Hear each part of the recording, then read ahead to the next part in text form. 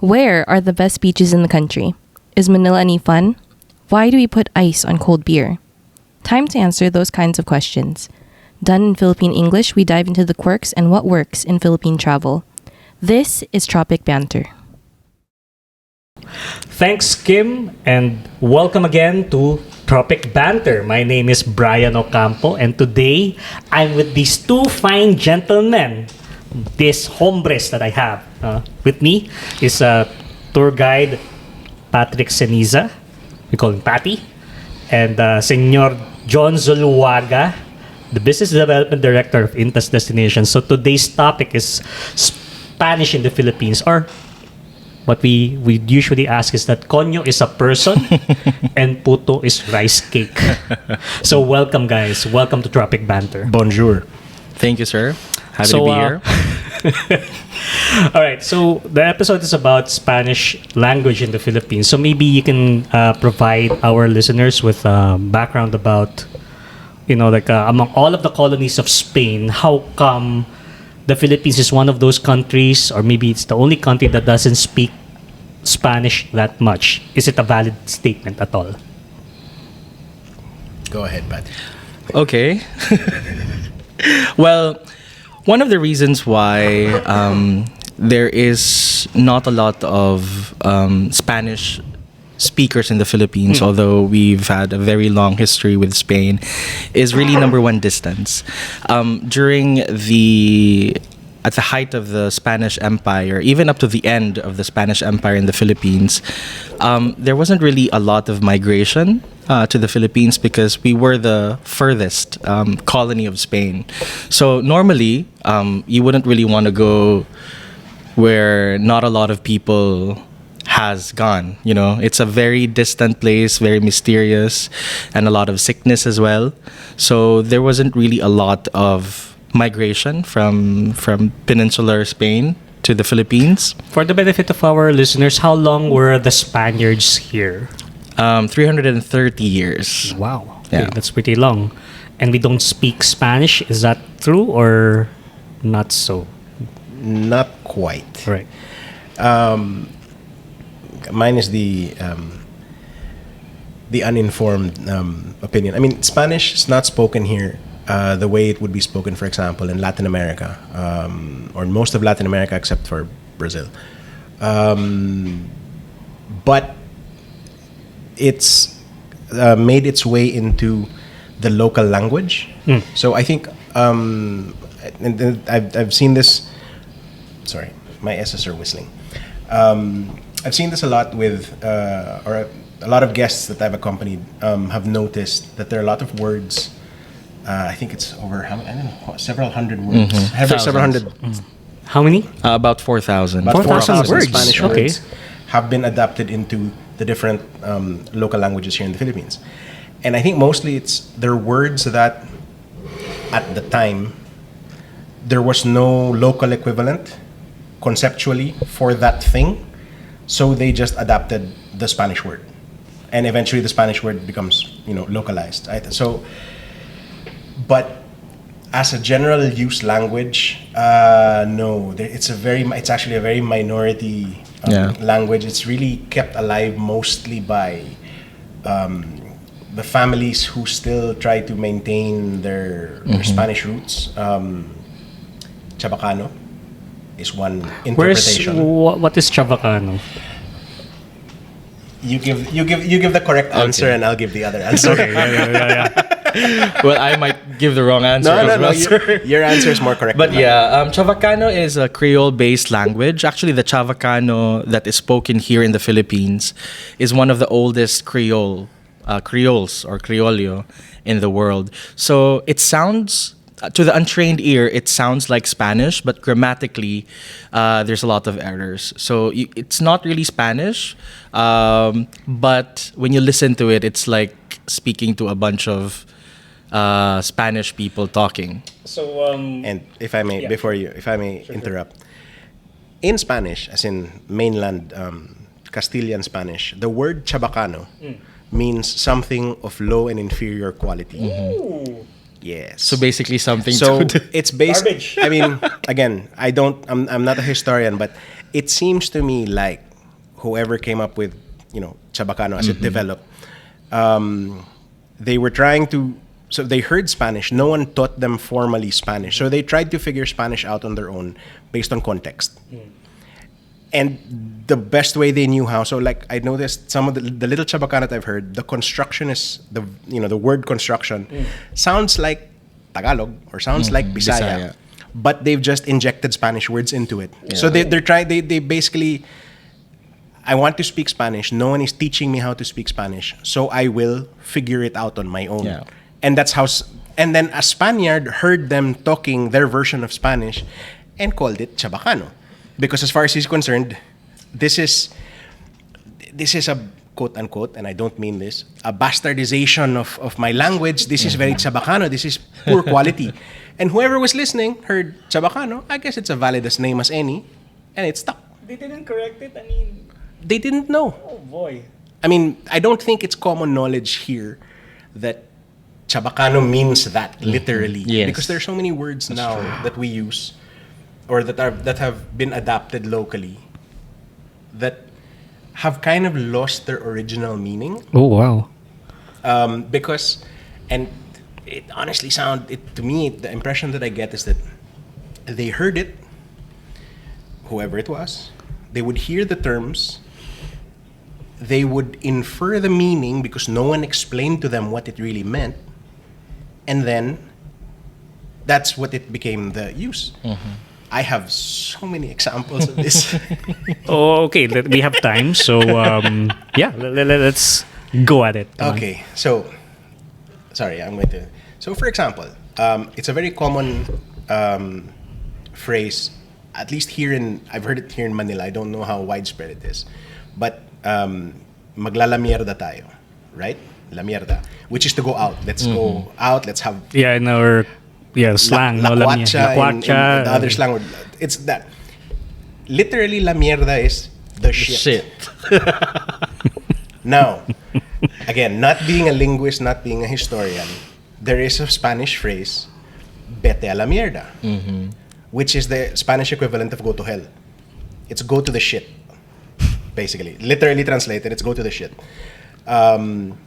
So, I imagine them hearing always vete a la mierda, because the Spanish, they enjoy colorizing their language. So they hear vete, which is go, la mierda, which no one really explained to them what it means. So they just assign their own meaning to it. So now, la mierda becomes to go somewhere. Okay, Patty, I have a question about you learning Spanish. Now, how long have you studied Spanish? And could you also tell our listeners now, like how your fluency in this language? Okay, so I studied formally for 2 years at the Instituto Cervantes de Manila. And then after that, actually up to now, I'm doing self-study. So I read a lot of books, listen to a lot of South American and Castilian songs, which gives you really a very varied type of Spanish. Currently, I would say in terms of level, I'm above average already. I can carry out a really good conversation, debate. I can also ask a lot of questions, present ideas, and also negate ideas with what guests. was the main challenge for you as a Filipino learning, the colonizer's language? Well, at first, conjugation. Any Spanish learner would really tell you that conjugation is what kills you. Because conjugation is the different forms of the verb in terms of who is speaking, who you are referring to. Is it the first, second, or third person?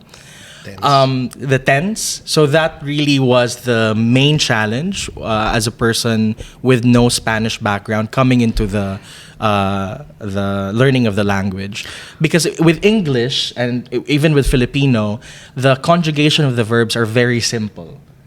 Filipino has simple well. conjugation. Well, in a I sense, beg to disagree. in a sense that it's our lingua franca or our mother tongue, so you don't really delve into the technicalities of it. But when you try to learn a different language and then you're trying to learn it academically, like you learn the tenses, because when you speak Filipino, you don't necessarily have to be academic about it. It just comes out naturally. But when you're trying to learn a very different language that you might have a bit of idea of, like it's a blessing at the same time a curse, because it mixes in your mind and makes you more confused. But How are you with the gendered nouns and pronouns? Well, I'm following a general rule. If it ends with "o," it's masculine. If it ends with it's feminine. But it's not always the case. No, it's not. So that's one very challenging aspect as well. And then the thing that kills me is the subjunctive. It's the subjuntivo. It really is. I can't even begin to explain what is subjuntivo, what's the subjunctive tense of the verb, and why do people use it. But Patty, I thought that since Filipinos have like 4,000 borrowed words from the Spanish, we think we have a head start already. Yes, in a sense, but at the same time, sir, it's also a disadvantage because the use of some borrowed words are very different in Castilian Spanish, Could which you I learned give cite in. an example for Like, for because we have example, Spanish listeners. Yeah, perhaps. la mierda is one of my favorites. The second is, like, for example, we call this falsos amigos or false friends in the linguistic sense, wherein it's a literal translation, but the sense of the word is really different. The contexts are different. Like, for example, echa fuera. Echa fuera for us is parang just leave it. Like, echa fuera mo na yan. Parang ganon. In Spanish, echar fuera literally means throw it out. In a way, it's connected to the use of the language in Filipino, but in Spain, they don't use echa fuera. What do they use? I mean, if they use echar fuera, it's literally Throw it that out. It's an object that you throw out. Pick it up and throw. Yeah. Wow. Okay, so I'm going to ask John this time, like, What are my qualifications? when did you start learning the Spanish language? Okay. I mean, you know, like, Yeah, you look Spanish, but the short version. So both of my grandfathers were from Spain. So my grandfather on my father's side migrated to the Philippines way back. Married my grandmother from Bicol, settled in Jolo, and that's where he raised my father's family. On my mom's side, my grandfather migrated and married into a family that already had like Spanish roots. I guess you can call it the typical Negros family. where's Negros, by the way? Negros is in the central part of the Philippines, in Visayas, to the right of Cebu. Oh, by the way, Negros is not racist. To the left. Yes, by the way, yes. Negros is not racist. Important. There is an island in the Philippines called Negros. Negros. It's not Negroes. It's not Negros. Negros. It's Negros. Negros. Again, it's one of those things where apparently, I guess, when they arrived, they saw Black people. black people, and they said, "Oops." But then we will discuss that on another. Yeah, that's another topic. Yeah. So, my parents grew up speaking Spanish, so they were pretty much native speakers. My brother and I were not as fortunate because we were living in Manila and we were disconnected. We were kind of far from our Spanish roots. So my parents tried to teach us Spanish, but we couldn't practice because there's no Spanish spoken here regularly in schools and whatever. So I really had no formal training and I didn't really speak very good Spanish until I moved to Spain. I could basically ask where the bathroom was and, not get... No, I could have gotten gypped. But so I lived in Spain for 14 years. So that's where I learned really how to speak Spanish. And your fluency level? I would say, humble brag, I'm pretty fluent, spoken and written. because I had no choice. Because when I started working, they needed someone who spoke English, so they overlooked the fact that I could barely speak Spanish. But then I had to learn because you're dealing with an office full of Spaniards. They had an Instituto Cervantes there or no? By the way, Instituto Cervantes is the learning center for Yes, it's the Spanish. official school of the embassy. Yeah.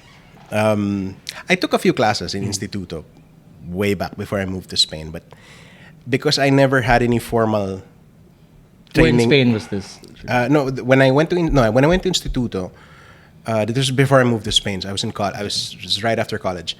It was even a problem for the people in Instituto because since I had no formal training, like the way Patty has formal training with the structures, the grammars, tenses, and all of that. I had none of that. I learned Spanish by listening to my parents, my relatives, whatever. So when they gave me a diagnostic test, I told them what I could about my life. Professor just looks at me and I don't know what to do with you. I go, what? Because you're using constructions and phrases that are very advanced level, but at the same time you have these enormously basic errors in your grammar that you should be in level 1. It's like, I'm going to split the difference and put you in level 5. Okay. So that's the extent of my formal training.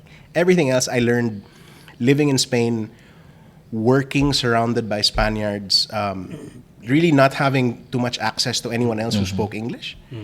And I was fortunate enough that the people I was working with or who I had around were also fairly educated and made it a point to speak well and to write well. So I just learned by copying them. Since you've heard Patty speak Spanish, and because I heard one tour guide, he's an Italian-speaking tour guide, and an Italian commented that he has like a Roman accent. When you heard Patty speak Spanish, where can you classify Patty's like accent, if there is such a term? Butuanon Spanish. No, and Spanish bread? And I mean absolutely no disrespect to this.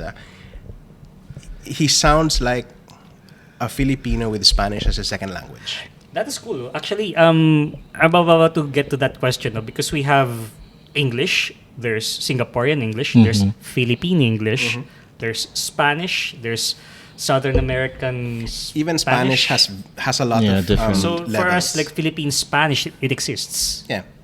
And how do we know if it's Philippine Spanish or? Again, but even then, even Philippine Spanish, at least in my experience, or what there are also different kinds of. So when I say Patty sounds like a Filipino who speaks Spanish as a second language, You have an accent. Yeah. the accent is there, but they're teaching him Very academic. academic Spanish. Very academic. Ooh, like a British. Now, if you, I don't know if you managed to. This is gonna sound horrible, but if you manage to speak to anyone who's come from a Spanish-speaking family from here, old. Ermitaño The language, Spanish is Spanish. very like the Spanish that my family speaks when they're together is not the same as the Spanish that he learns in Instituto. It's not the same as the Spanish that I learned living in Spain. Yeah, it's very different. It sounds very similar to what I've heard of Latin American Spanish. Stupid question, but you can have a conversation, Yeah, right? yeah. You can. But for me, there are some. It just jumps out that vocabulary is different. Yeah. Vocabulary is different. The same way that when I've had the chance to speak to someone from a Latin American country, they'll use words that I understand. I'll get the context, but why are you using that word? Archaic. Just different. Like, for example, the Argentinians, a very common phrase that they use is que bárbaro. Okay. The Spanish I'm familiar with, bárbaro is barbarian. Barbaridad is something, is calamity. But they say que bárbaro when it's something really good. Really good. When it's something awesome. Yeah. Barbaro. So it just takes little... Como que chula in España, no? que chulo. Que chulo. So it just, you just, okay. But you get the context and you just keep going. Patty, you've been guiding in Spanish for a long time. Maybe you can share your experience, your first time guiding for a Spanish guest. Whew. Yeah, if you can remember. Yeah. It was a couple actually from Mexico. When was this? This was 2 years ago. 2 years ago. So after I did, Wait, 2 years ago. So it's 2024, it's 2022. yes, 2022, right after COVID. Okay. So I had a few of my classes online already because of the situation, and then when you and Miss Sonia were trying to force me to do the guiding already because it's been like 2 years since I started studying. I couldn't sleep because it was going to be the first time, and all I learned was really inside the four walls of the classroom. I haven't had any, because it's very difficult to find a person to speak Spanish with on a daily basis in the Philippines.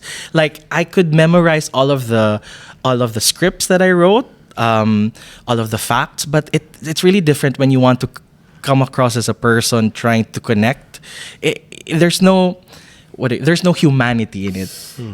You know, that's tough. yeah, that was what I was really afraid. Like, I could not connect to them because, of course, Mexicans speak a different kind of Spanish, so there are words that I may not understand. So I was really nervous going into that, but the good thing was they were really appreciative of the fact that I was trying to learn the language, and that made it very easy. Because as a language learner, one of your first fears is to commit mistakes. Like, I've been studying for 2 years and I couldn't carry out a conversation,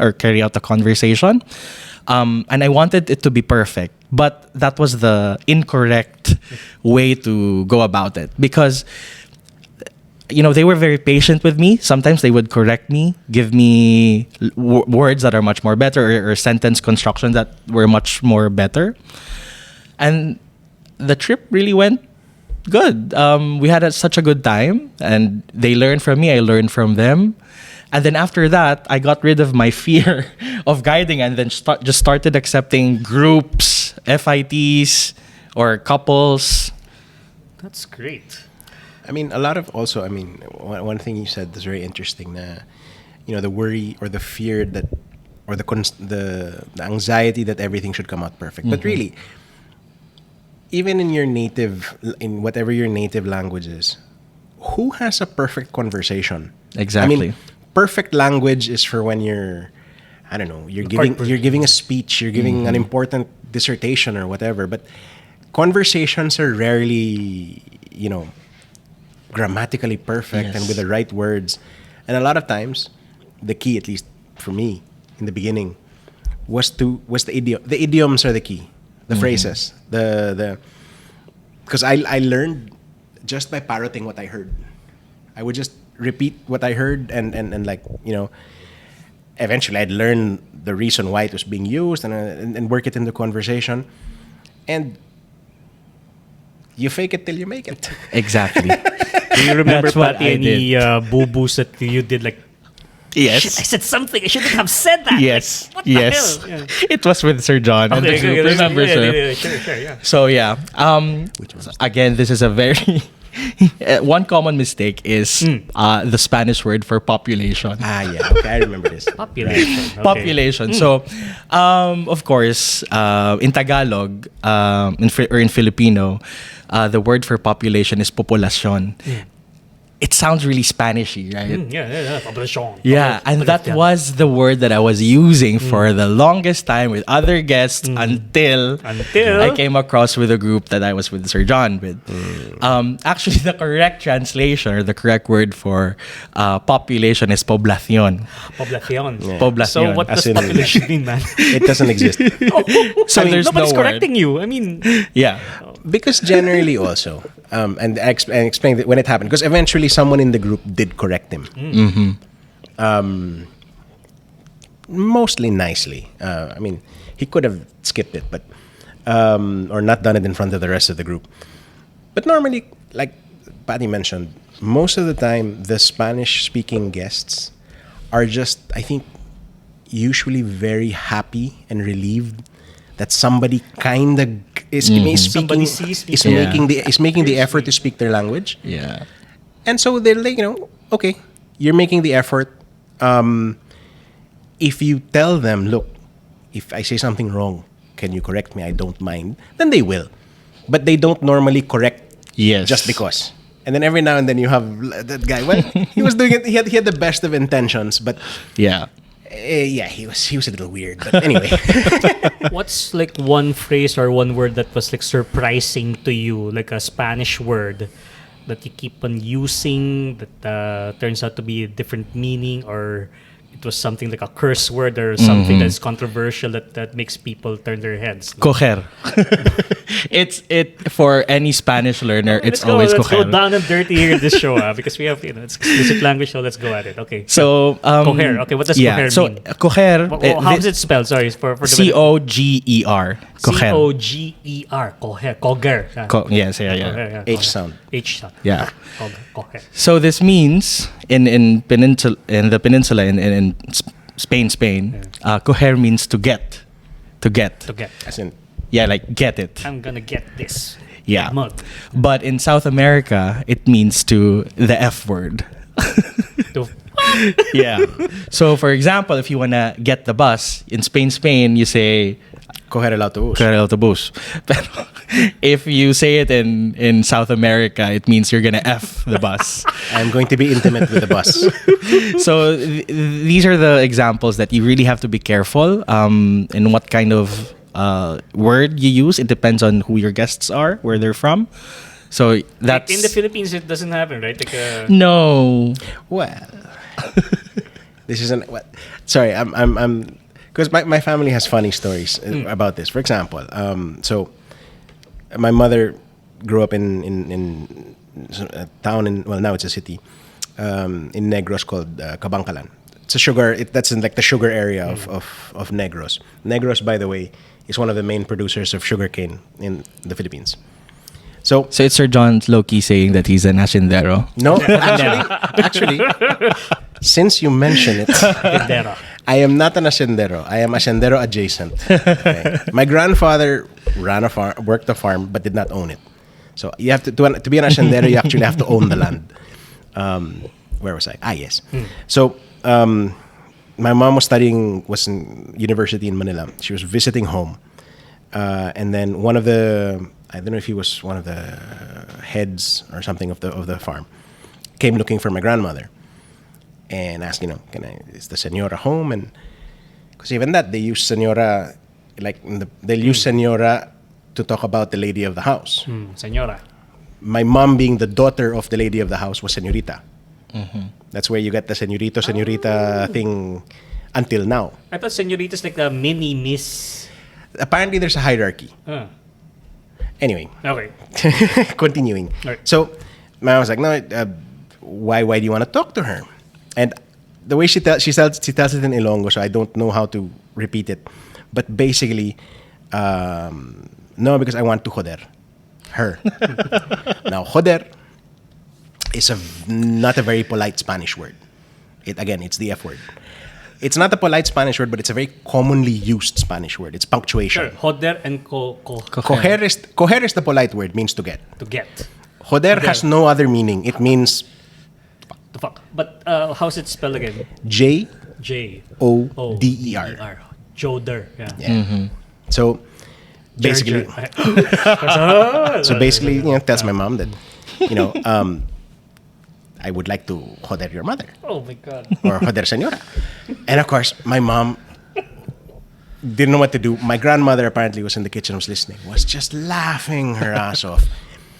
The context behind it was apparently every time the farm workers would come to ask for money, the hacenderos, who were a lot of them were Spaniards, here comes this guy to screw me over again. And they would keep using the word joder. So going back to what I was talking about that a while ago. So the workers hearing joder, every time they were borrowing money, they put 2 and 2 together, came up with 5 because nobody explained it to them, so they just filled in the blanks. And joder for them was to borrow money. So he wanted to borrow money from my grandmother. My mom didn't know that, so as far as she was concerned, it's like, what do you mean you want to screw my mother? So, see, things like that. Yeah. the false friends and the words change as they get localized. And Spanish is widely spoken in the world, right? Yeah. Like I think it's like the number The two second, language. yeah, And, do you think Filipinos are missing out in not learning this language, and it's part of our heritage? Absolutely. Absolutely. Aside from it being a part of our heritage, there's also a lot of jobs that we cannot get because we don't know Spanish.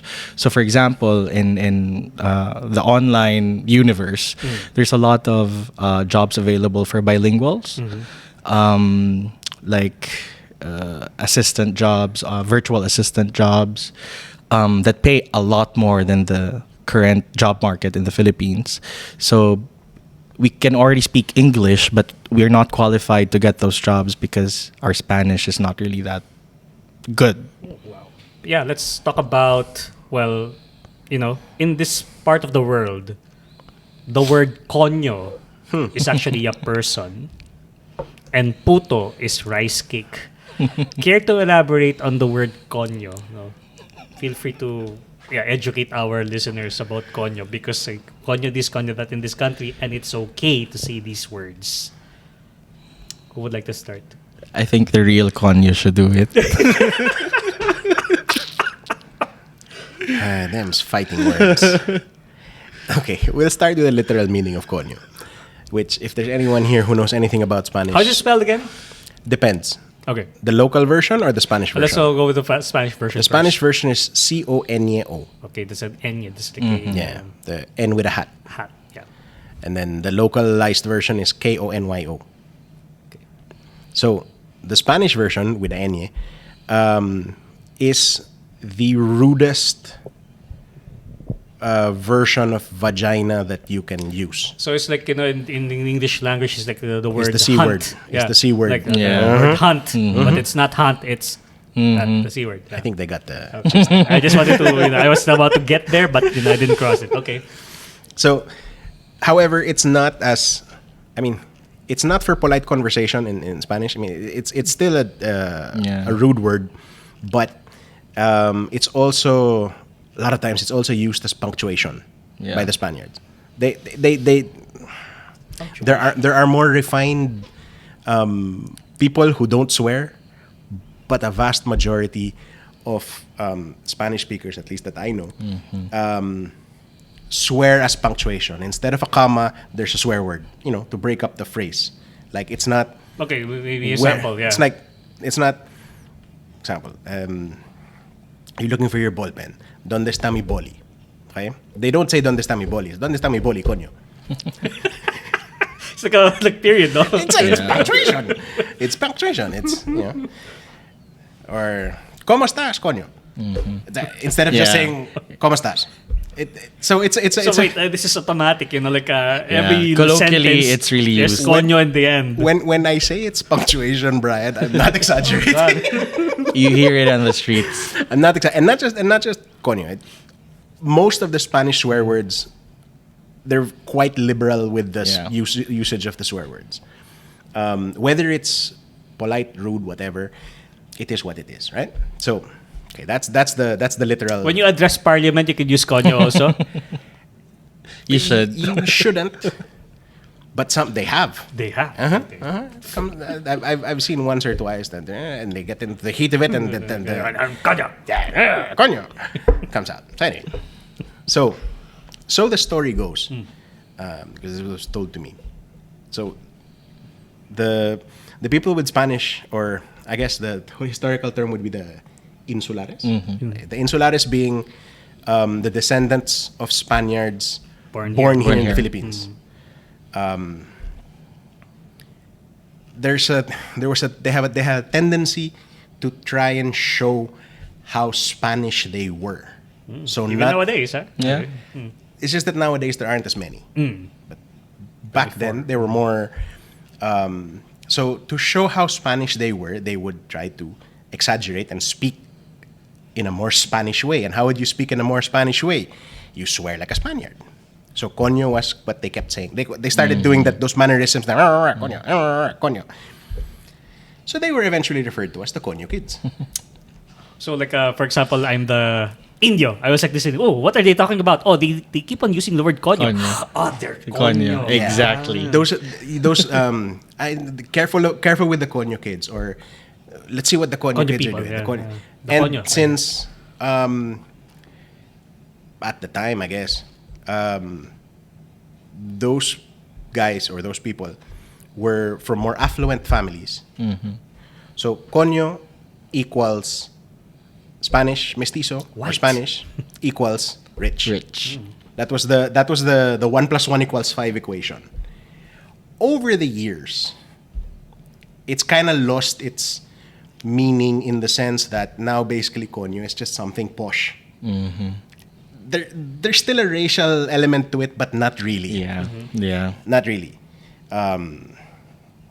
Kumaga the racial element of relating it to the mestizos or whatever is secondary. Something is konyo if it's it's posh, it's fancy or whatever. In an annoying way. As a provinciano, we have a different take on that because This we is have a lot of Go. provincianos who come to Manila and work. So our idea of konyo is someone who speaks with a really American accent and then mixes it with Tagalog. That's what konyo is to us. So like for example, it's like I want to eat McDonald's kasi I'm gutom na. That's konyo to us. Or colegiala speak. Yeah, you make exactly. You make tusok Yeah. the fish balls. Kalayalis college Yeah, girl. I'm gutom. I want to eat. Like Kalayalis like Valley Girl, something like that. I guess that would be the closest equivalent. Yeah. Yeah, the Valley Girl. So we would say, stereotype. kakonyo ba anak nila? Grabe nga mga konyo. Didn't know that. Like it's okay. English speaking. Not Spanish speaking. Yeah, Taglish. Taglish. Taglish with a Valley Girl accent. I mean, the Spanish connection, I think, nowadays with the use of konyo local, in slang, has lost the Spanish connection, as in to the language. It has evolved. If ever there's a racial, sometimes like somebody will see me and ask me, "So, are you konyo?" Somebody asked you that. I remember. Anyway, I remember this one because language is dynamic, and and the Philippine word for siguro Yeah. is maybe. But in Spanish, what does seguro mean? For sure. For sure. See? Cierto. So we have to come up with like a language to make it the word that makes it super sure. So we call it sigurado. yeah. Yeah. Which doesn't exist. Yeah. In Doesn't Spanish. It doesn't exist. exist. I mean, So if it exists, it's not used. So it's us that I made that Filipinized it. mistake when I was in Spain, and I used the Sigurado? word sigurado, and they just looked at me. You mean seguro, no? I go, I guess I do. Sigurado. Well, And here. seguro also means insurance, by the way. That's why when I saw seguro, when I first read like an old Spanish document, seguro, what are they talking about? No? Like it's an insurance and it's like unsure. Or Yeah. here, I mean, derecho. Yeah, Yeah. Derecho. In local, what's derecho? Derecho. Derecho in our language is like go straight. Right. Yeah. In Spanish, Right. derecho is right. It can mean the sense right direction or right, human rights. How about sige? Sige. Follow him. Yeah. Here, sige Well, is like sige comes from seguir. So, sígueme, follow me. Is the... It's also do you follow? Yeah, yeah, but follow, it's also a command like sige, sige. How about hoy? That's today. Today. Oy. Because hoy! No, that's just It's just like, today. hoy. In the Philippines, it's like hey. Hoy is here. Yeah. But they also, like, in Spanish, you don't pronounce the H. Yeah. Oy. Hoy. There's no... H is the most useless letter Yeah. in the Spanish alphabet. It just does not... It's not... I'm It's, trying to remember a Spanish word that has a letter H in it. there are a lot. Yeah, there are a lot, but Hola. you don't use it. like you don't say hola. You say Hola. hola. It's hola. Yeah. But hola with an H is hello. And hola without an H is a wave. Yeah. In the Okay, sea. so in the Philippines, we use like the word how are you is kumusta. But is it kumusta also in Spanish or Comustas. not really? There's also ¿qué tal, right? That's, Yeah, but it's specific to Spain, I think. Yung ¿qué tal? ¿Qué tal? I wouldn't be able to tell you one way or the other because Yeah. I've heard it. I've used it speaking to like Latin Americans, and they've used it to me also. For example, another, because there are informal ways to Yeah. say hi, Yeah. like "¿Qué anda?" Like if I were Como to, va? how, Como if I were to va? like to introduce myself to a Spanish visitor, what would be the most helpful phrase that I can use just to open up the conversation and for people to like open up? Well, yeah, ¿Cómo estás? ¿Cómo estás? ¿Cómo is- estás? You can't yeah. you can't go wrong. You can't go really wrong go with wrong it. with ¿Cómo estás? But ¿Qué tal also is Yeah. I mean both. One either ¿Cómo estás or ¿Qué tal is you can't really go wrong with that. And you want to get fancy and encantado de conocerle, happy to meet you. Mucho gusto. Mucho Mucho gusto. gusto. Mi mucho gusto. Mucho gusto. No, Mucho. Just mucho gusto. Mucho gusto. Mucho gusto. You shake his hand and you say mucho gusto. Mucho gusto. That's it. You don't add words. How about because in the Philippines you have the word brazo is like arms. Yeah. Spanish also. But It's if also- you it's also also end the- the letter, it's like abrazos. Abrazar. Abrazar. That's to hug. To hug. Hug, Yeah. hug. See? 4,000 words, no? Okay, let's talk about puto. No? Because in this part of the world, puto is rice cake. But if I say it to a Spanish speaker, what does he get? It's a male prostitute. Yeah. I mean, it's the masculine of Put. puta. But like again, language is dynamic. Like we Philippinize the curse word, though. So puta is the we're going academic. Okay, the word puta is prostitute. Yeah. Then ina is mother in our local language. So you combine the Spanish word and a local word, and you put it into one. Yeah, yeah. Like that's a lot of impact. Like if you say it to Yes. someone here. But I think it's also a universal concept to The curse of mother, no? But yeah. But Yeah. like us, we didn't use madre or Yeah, we use yeah. ina because Ina, like more ina. for Filipinos because we are kind of close, really close to our moms. Yeah. So that's the highest form of insult you can get. Because also the madre here Is a nun. Is a nun. Yeah. is not your mother. Yeah. I mean, you address say my madre. It's talking about the nun. But you say ina, that's mother. There's no confusion there. So guys, I read somewhere, no, like because again, I've been doing a little bit of research about going into this the topic about Spanish. No? So the Spanish friars, the missionaries, came here to evangelize, spread their Catholic religion, and they noticed that since one of the reasons why Spanish wasn't really prevalent is that actually there's a lack of teachers. Aside from the distance, and also the long way to come here, and you get like you screen, the people who can come here with, and the people who end up coming here, the one with a lot of zeal, a lot of like passion to it, but they're kind of few. So instead of them teaching the natives the Spanish language, it's the other way around. Yeah. They learned and indirectly preserved Philippine languages. We have like 180 languages in the country, and they're responsible in creating our dictionaries. Yeah, Yep. see that's San Agustin. So I read up, so for the benefit of our audience, if you go to the Philippines, go to San Agustin Church, you'd see a lot of these Yeah. dictionaries. It unlocked a Dictionaries. lot of things. Yeah, that's it. I mean, I think also in the end, because of the distance, I imagine it was more, I don't know if effective or efficient, since the Spaniards or the colonizers were outnumbered. It was more efficient to just learn the local language and use that than to force everybody the way they did it in Latin South America. America. Yeah. But you know what I noticed about Latin America and the Philippines, though we do not speak like Spanish, like we're not part of the Spanish speaking realm. Well, there are like a lot of I would say similarities. Like for example, beauty pageants. No, Latin American countries love it, and us too. No? And aside from that, maybe the food also. But I think, Yes.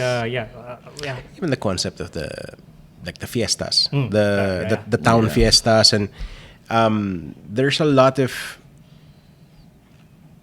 echoing. I mean, it's not going to be the same. Like you can't say you won't be able to say that a fiesta in a barrio fiesta in the Philippines is the same as a Mexican fiesta. It's not the same, but it rhymes. It's like you can see there are common threads to it. But of course, influenced by the local they've taken the Spanish concept of a fiesta because the Spanish do that too. How about the siesta? We adapted that really fast. Yeah. The greatest import of Spain. Not the religion, not the religion. Jesus Christ I'm not and gonna go siesta. that. Anyway, so guys, for Filipinos, no, for us, do you think we should start learning Spanish? And if so, why? I'm of the opinion that another language never hurts. Yeah. I mean, okay, not specifically Spanish. It doesn't. It will just open up more opportunities to know more than one language. Two, languages have how do I say this? Different languages have different. I don't know if you noticed, like different frames of mind. Yes. It's just in the way that words are constructed, phrases are constructed. So it's good to know. I would recommend it to know another language. Now I'm biased because I know how to speak Spanish, so I'll say Spanish is like of the European language, it's the easiest one to learn. But I'm biased because I know Spanish. Do you agree with John? Absolutely, yeah. We're about to see something. But yeah, actually, sir, that's a good point. I heard someone say in Barcelona when I was there, otro idioma, otra vida. Another language is another life. Oh. Yeah, which really struck me. You know, Say that again. otro idioma, otra vida. What is it? Another language, another life. I will agree with that 100%. Yeah. Oh, now I'm thinking about third notice. I have had people tell me who have heard me speak in English now and heard me speak in Spanish that I sound like two different people depending on which language I'm speaking. I was with a friend she was visiting, so it was my friend from the Philippines, her friend from Spain, from Madrid, and then me. And we were talking. So we were all talking in English. He spoke very good English. So we were all talking in English for her benefit. She stood up, went to the bathroom, and I just jokingly told him in Spanish, if you want to speak in Spanish for a bit just to relax, go ahead.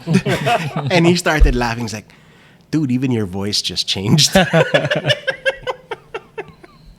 So apparently, even the vocal register changes. It's a different. It feels like you access different parts of your brain. That's What true. did you have to do? Like, yes, you mentioned that you've read, watched. What would be your favorite pieces of reading material or movies so that you started to learn Spanish faster? Well, the first book that I read was Don Quixote de la Mancha. Wow. Yeah. Cervantes, Yeah, It's and like then learning to speak English Wow. by reading Shakespeare. So you read it in Spanish? That's a very in thick Spanish, book. yeah. I only understood like 2% of it, but Wild. it helped a lot. And then the next one was The Life of Jose Rizal in Spanish. Yeah. That's interesting. You really have to go out of your comfort zone if you really want to learn the language.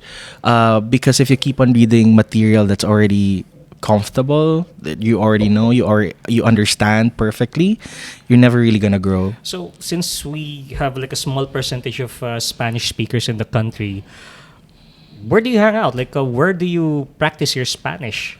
At work. Yes, when I was doing guiding, majority of it is really with other guests. But there are actually applications that you can download, and then you can chat with Spanish speakers who want to learn English. So there's an interchange that happens. So you teach them like 30 minutes of English, and then you get 30 minutes of Spanish. I have a question, Patty. Now, since you've traveled, a lot recently, you went to Spain, did you? Yes, I did. And how did your Spanish become handy when you were there? Like, I got this. I thought I got it, Yeah. but No? yeah. They speak kind of fast, don't Yeah, they? yeah. They, oh my goodness, the speed, the vocabulary. I was like a 50-year-old teacher speaking to 10-year-olds. It was really different. And then because we were in Barcelona, so they speak more They're Catalan yeah. than This is a stupid Spanish. question. Catalan is different from Spanish. Oh, yes. Oh. Especially if you're talking to Catalan. Yeah. They are much more sensitive about the use of the word dialect than we are. It's fighting words. So they're like Ateneo and La Salle in Spain. Or like Manila and Cebu. Manila, Cebu. Manila, Cebu. Madrid, Barcelona Exactly. is basically Manila, Cebu. Oh, wow. Okay, so do you remember any memories in that trip that when you thought you got it but you didn't? Yeah. So when we arrived at the airport, he was telling me that they will collect us at the arrival area. And then I didn't know. We were just waiting near the luggage because I thought he was telling me that he was just gonna collect something, because in Spanish to get someone from the airport is recoger. Oh, the word coger. Okay. Yeah, well, okay. It's the theme for the day. Yeah. But yeah, so I thought that coger. So I thought he just meant that he was gonna get something and then meet us. Where we were standing. So we were waiting for an hour, and then like, where is the driver? And then turns out he was just waiting for us outside because that was where he was gonna recoger us. I mean, a big thing is, especially, I think it goes for any language. The most important thing to do is to kind of learn how to laugh at yourself. Mm-hmm. I mean, not be afraid to make mistakes, because you're gonna make mistakes. And how embarrassed you are, I think a lot of the biggest barrier for most people to learn a different language is embarrassment. Is the fear that I'm going to make an idiot. I'm going to look like an idiot. Absolutely. For example, it still happened. In my case, so I had no choice, because I was in circumstances where I had to learn Spanish and go. So eventually, I just learned to. If I mess up, they're gonna tell me. We're gonna have a quick laugh, and then that's it. Yeah. But so it's gotten to a point where, sad to say, my Spanish, I'm much more fluent in Spanish than I am, for example, in Tagalog or in Filipino. I can get by in Filipino. I can kind of get by enough that people will know that I'm from here, or can say I'm from here. But I have that embarrassment to try and speak in Filipino, because I'm pretty sure I'm going to use the wrong word. You know what, John? What I notice about us people in the city, because we have a common friend, and he speaks English very fluently, and I speak in Tagalog, but we have a conversation, man. Yeah. No, it's a code switching, like we call it. You can have a long conversation, but each other understands. Huh? Yeah. It's just weird. No? That's true. That's super common here. I mean, you should listen to my mom tell a story. She'll switch language 5 or 6 times in the same story. But you still keep up, right? Well, I've learned to keep up because she's my mom. It's years of listening to her. So I'm used to her code switching. But one time we were actually keeping track, because her generation, I think, is much easier with the fluency, because she speaks English, she speaks Spanish. She speaks Ilong. She's from Negros, so she speaks Hiligaynon, actually, not Ilonggo. Hiligaynon. She lived in Cebu for a while, so she speaks Cebuano. So that's 4 languages already. My dad knew all of those. He knew Tausug. He could speak Tausug. Tausug is in Wow. Cebu. Yeah. And he had a working knowledge of Bicolano. Wow. So he could code switch, except he was more rigid, so he would speak in either English or in Spanish. The worst he spoke was Tagalog, because he never grew up here. He didn't learn it until he started working, and his office was in Binondo, which is Chinatown, by the way. So his Tagalog had a flair to it. Question about because in Spain, I think they have a cookie there called Filipinos, no? Yeah. And is that the thing that they think about us? If Filipinos, is that do we exist in their minds? Do they know that we were part of that Spanish Empire? Do we exist in their consciousness? Because I think they were only just a cookie to them. When I was there, the Philippines was basically a historical footnote. Literally. I mean, the impression that I got, like from the people I worked with, it was taught in the history books that we were a colony and that we were lost the same year that they lost Cuba. Parang that was because that year was the year that the Spanish Empire collapsed. Was crumbling. Spanish-American War. And that's about it. There's no... Because when I would talk, people were like, yeah, they know that the Philippines is a former colony, but like it wasn't... I don't know, maybe it was embarrassing. I don't know.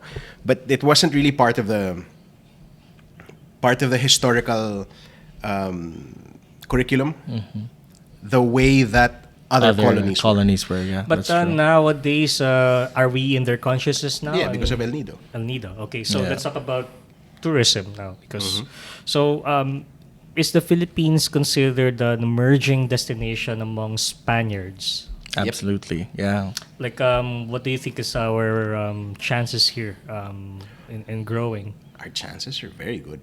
I mean, we, because of that historical footnoteness that we've had,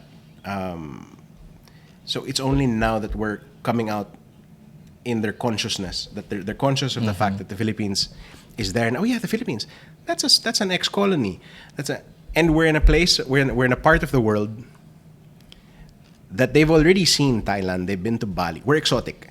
I mean, Are we're we in, exotic enough? Because we're in the part of the world that is exotic. all right, but That is, as a general, Yeah. so Asia. Asia, exotic. Asia is exotic, We're not exotic, but basically. anyway, Asia as a whole is considered exotic, but we're a destination that they don't really know anything about. They've been to Japan. Like now, for example, Japan. The last couple of years ago, Korea was suddenly super big among the Spanish travelers. The year after, and until now, Japan is super huge because it's the unknown. It's the unfamiliar. Yeah. Here in Asia, they've been to Thailand, they've been to Bali, they've been to Vietnam. They've been all around. Except, so what's next? Wait, there was this country here in the middle, the Philippines. Oh wait, the Philippines. That's an ex-colony. We know that place. We should go there. Patty, since you've handled Spanish guests, what are the most memorable things they told you when like learning when you guided for them and they learn more about the Philippines from you? The most memorable line that I've ever encountered with Spanish guests is I had a guest say that it felt like home that I've never been to. Bang. Yeah. Nice. Because it's always been, as what John said, a footnote. Like it's always brought up in class, but only very few interesting parts of the country. It was an ex-colony and that's it. And Los Últimos de Filipinas, Yeah. which is Baler. Baler. And you also have streets in Madrid, Yeah. stations named after the Philippines.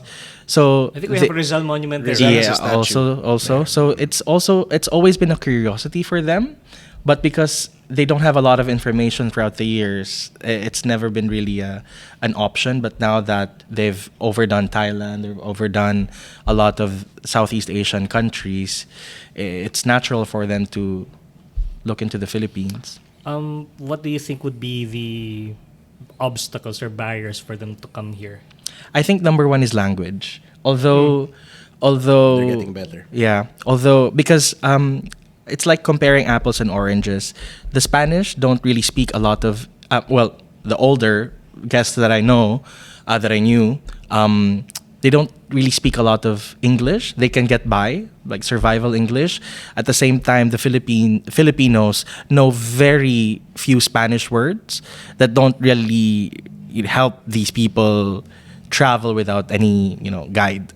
So I think both are incompatible in a way. So you really need someone to fill the gap, like Spanish-speaking tour guides. John, you mentioned earlier that El Nido is popular among the Spaniards. Which places, aside from El Nido, appeals to them? Well, based on the inquiries and all that we get, so El Nido is a runaway favorite. Has been for several years now. Coron is starting to gain traction. Camiguin is there's a lot of interest there because of that whole. I mean the rustic vibe that it has, the fact that it's an island with a lot of volcanoes. It's something very different that they don't really know. Siquijor is popular with the Spanish crowd. Bohol as well. Siargao is really now also blowing up. And Port Barton, it's Barton? Barton, Not yeah. Barton, no? Port Okay, Barton. Port Barton in Palawan is also. I had one of the guys from work was there on an inspection trip, and according to them, it was full of Spaniards, backpackers, but full of there's Spaniards as far as the eye could see. I don't know how they're finding out about these places, but yeah, those are the ones that really stick out. Moalboal, Malapascua. until they find out that it's, it takes a little bit of effort to get to.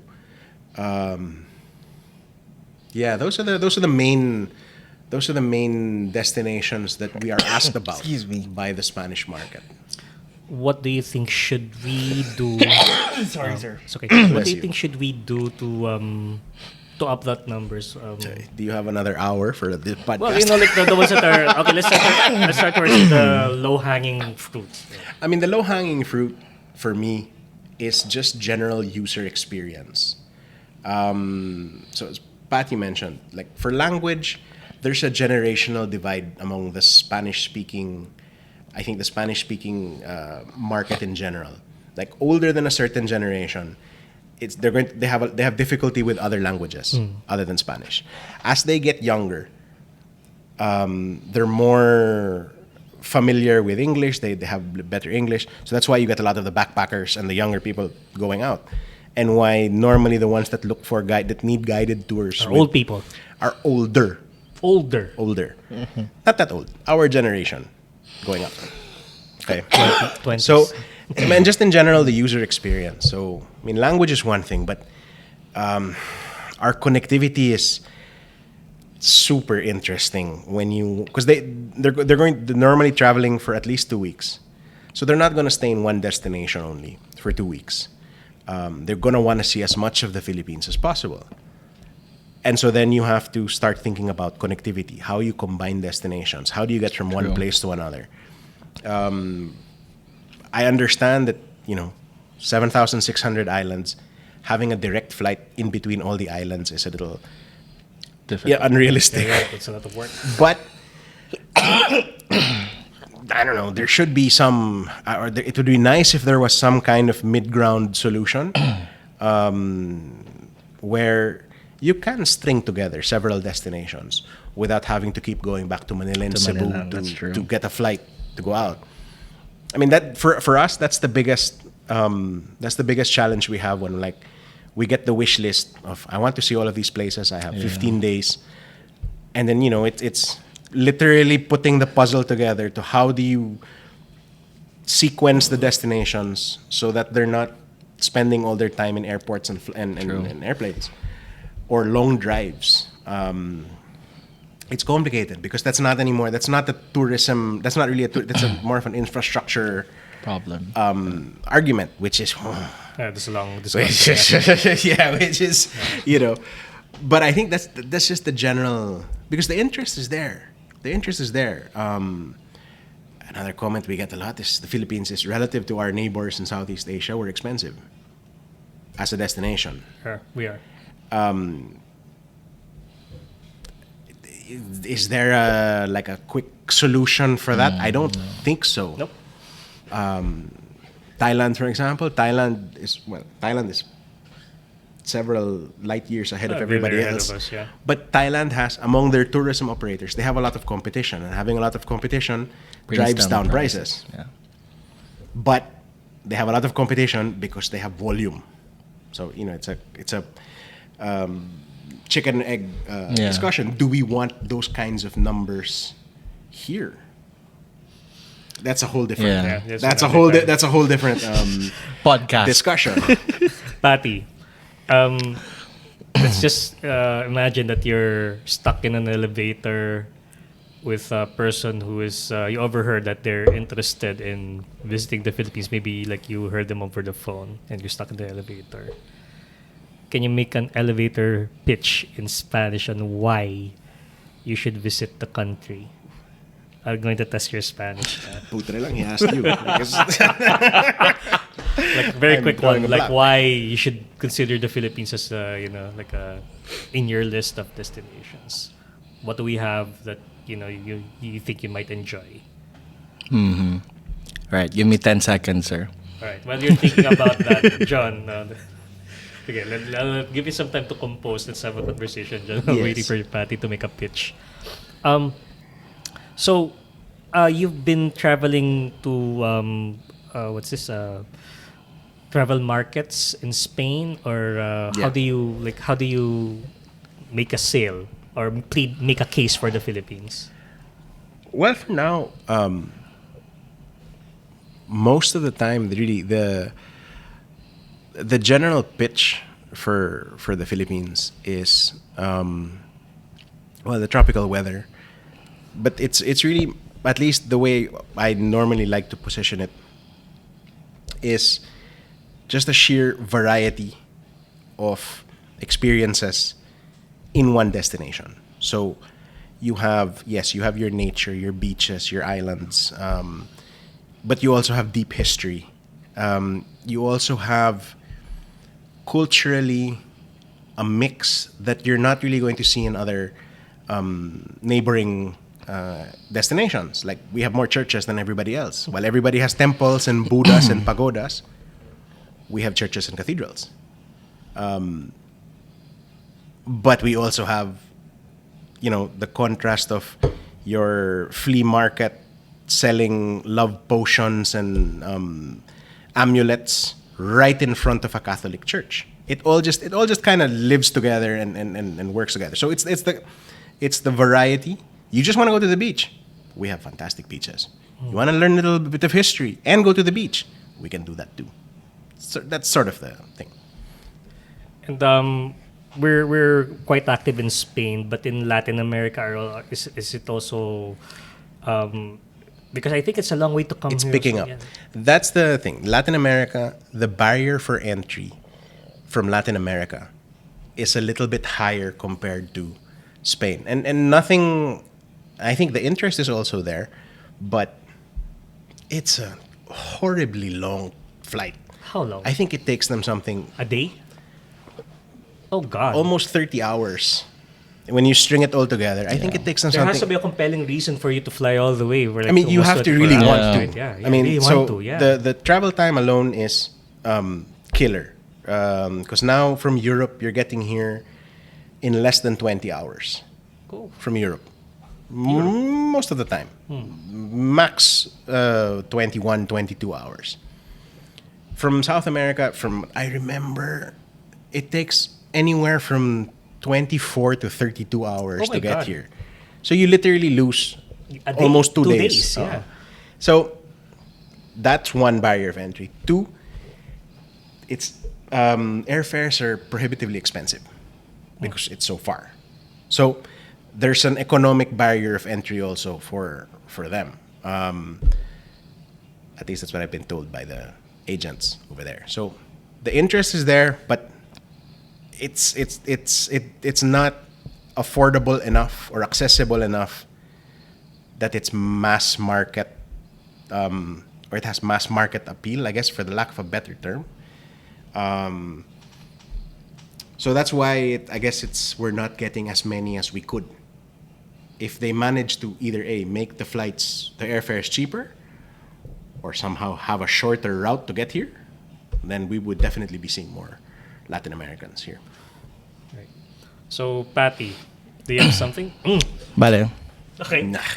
Could you please put your mic closer to you so that they can have a- you got the ballet. You're in trouble now. So I'm going to be quiet. I'm going to turn off my microphone. Bueno, si estás pensando en tener una vacación en un país exótico, si estás pensando en nadar en playas más bonitas del mundo, si estás pensando en conocer gente amable, si estás pensando en comer platos muy deliciosos, hay que visitar mi país, Filipinas. So for the benefit of... Konyo. How did you put konyo in the end? Ven, Konyo. Konyo. Ven aquí, Konyo. For the benefit of our non-Spanish speakers, what did you exactly told the person in the elevator, your elevator pitch? If you're thinking of having a vacation in an exotic country, if you're thinking about swimming in one of the most beautiful beaches in the world, if you're thinking about meeting kind people, the kindest people in the world, if you're thinking about eating the best food in the world, you have to visit my country, the Philippines. You're a salesman. I'm sold. All right, so let's wrap up now. So, John, Excuse me. Oy. Sorry. so Spanish, what do you think is the future of Spanish language and Spanish guests, Spanish coming here in the Philippines? For this, I guess the Spanish speaking market, based on what we're seeing, the interest is there. The interest is definitely there. So it's a growing market. It has a lot of potential, and one of the it really boils down to the to the barriers for entry, accessibility for them, like making it easier for them in terms of language. Does that mean, it would be nice if we had more Spanish speaking or Spanish fluent, not even fluent, but Spanish speaking professionals, whether it be interpreters, coordinators, tour guides. It would be nice because that's a segment that we can help. Those that don't need it, then we don't really need, but then it becomes a matter of the user experience. Because in terms of service quality, we're good. That is the one that is consistently the thing that I've heard from Spanish guests that have been through here, that they might complain about the room, or they might not like the food, or they might think a certain thing is weird or whatever, but they will very rarely complain about the service, about just the level of friendliness and general hospitality. So there. Patty, any message to our listeners who are also Spanish-speaking people? I don't know where they are in this part of the world, but yeah. Well, to anybody who speaks Spanish, and Maybe you could invite them in Spanish. Kónyo. vale, de nuevo, ¿no? Si quieres conocer un país muy amable, con playas más bonitas, con lugares más interesantes en sudeste asiático, hay que visitar mi país, Filipinas. All right. Spoken like a pro.